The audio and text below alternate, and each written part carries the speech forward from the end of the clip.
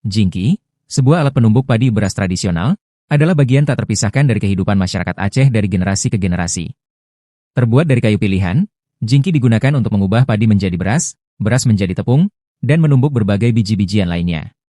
Dalam gambaran yang sering kita temui, tampak wanita-wanita Aceh dengan tekun menggunakan jingki.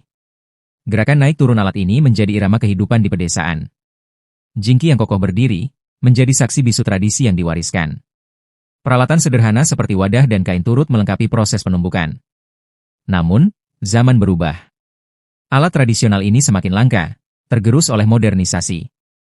Masyarakat kini lebih memilih mesin modern yang dianggap lebih praktis dan efisien. Padahal, dulu, setiap rumah adat Aceh memiliki jingki yang digunakan saat musim panen tiba.